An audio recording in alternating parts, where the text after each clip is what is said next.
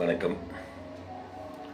தினம் ஒரு அதிகாரம் வரிசையில் இன்று 73வது அதிகாரம் அவையஞ்சாமை.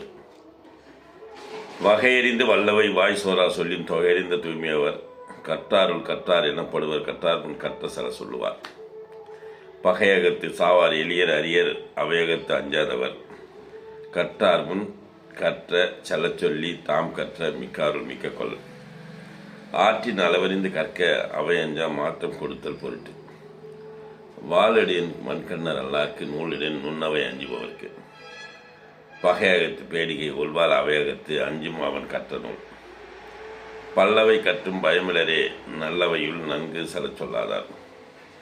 கல்லாதவரின் கடை என்ப கற்றறிந்தும் நல்லார் அவையஞ்சுவார்.